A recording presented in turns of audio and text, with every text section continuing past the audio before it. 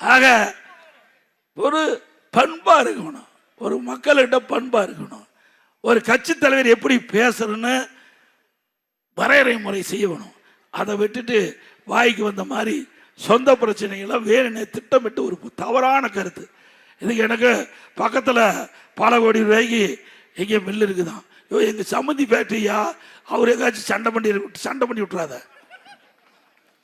அவர் 1997 கட்டி வச்சிருக்காரு. 1900 இன்னொன்னு எங்க பையனுடைய சகலை அவர் 96 கட்டி ஓடிட்டு இருக்குது. அப்ப எங்களுக்கு அவருக்கு சம்மதம் இல்லை. 20 வருஷம் கழிச்சு தான் என் பையனுக்கு கல்யாணம் பண்ண. அந்த சொத்தை பரவாயில்ல சொல்லு, அப்பதான் கடன் கொடுப்பான். கடன் கொடுக்குறவங்க கூட இப்பெல்லாம் எடப்பாடி பழனிசாமிக்கு பணம் கேட்டால் கொடுக்க மாட்டேங்கிறான்.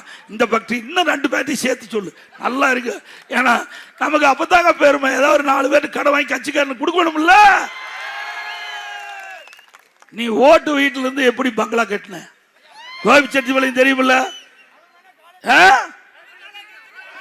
30 ஏக்கரால் எப்படி காலேஜ் வந்தது?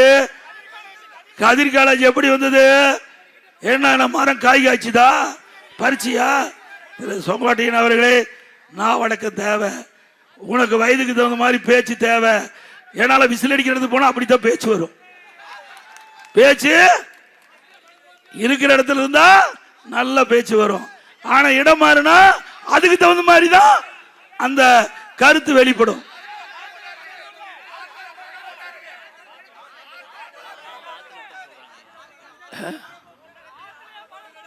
ஆமா, பணம் பிடிக்க வந்து ஆத்துல விட்டுட்டாங்கிறாங்க. அவ்வளவு பணம் மிஞ்சி போய் கிடக்குது. ஆனா ஒருத்தருக்கு ஒரு பைசா தர மாட்டார். ஒரு டீ கொடுப்பார், எல்லாம் போனா டீ கொடுப்பாரு. அது ஆளை போல டீ கொடுப்பாரு. நல்லா வெள்ளை சட்டை போட்டு பணக்காரன் இருந்தா அதுக்கு ஒரு டீ, அதுக்கு ஒரு இருந்தா அதுக்கு ஒரு டீ கொடுப்பாரு. இவரை பத்தி தெரியும். இவரு யாராவது ஒருவரையாவது கட்சியில் சேர்த்திருக்காரா? இன்றைக்கு ஈரோடு மாவட்டத்தில் இவரால் வெளியேறினீங்க தான் அத்தனை பேரும். யாரு? திரு முத்துசாமி இவருடைய நிதி பொறுக்க முடியாது, வெளியே போயிட்டார். இப்படி பல பேர் இந்த மாவட்டத்தில் சிந்து ரவிச்சந்திரன், அப்புறம் மாவட்ட டிஸ்ட்ரிக்ட் சேர்மன் தோப்பு வெங்கடாச்சலம், அவரும் இப்படியெல்லாம் இவர் யாரையும் வளர விட மாட்டார். நான் தான் ஏற்கனவே சொன்ன, ஒரு நல்ல சட்டை போட்டுட்டு போனா கூட பொறாமப்படுற மனுஷன் எப்படி பாரு, சிந்திச்சு பாருங்க. ஆக இந்த தேர்தலில் ஒவ்வொரு ஓட்டு முக்கியமான ஓட்டு.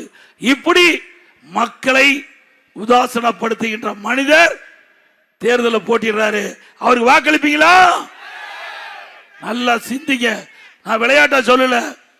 9 தரம் நின்ன, 10 தரம் நின்ன, என்ன கிழிச்ச அந்த பக்கம் கோபிச்செட்டிப்பாளையத்தில் என்ன செஞ்சாரா? புறவழிச்சாலை நான் எடுத்து தரேன், கண்டுக்கவே இல்லை. புறவழிச்சாலை இன்றைக்கு இந்த நகரத்தில் போக்குவரத்து நெரிசல் அதிகமாக இருக்குது, அமைக்கணும்னு சொன்னார். நான் எடுத்து கொடுக்குறேன், நடவடிக்கை எடுக்கினாரு. ஒன்றுமே இல்லை, அப்படியே கிடப்பில் போட்டாங்க.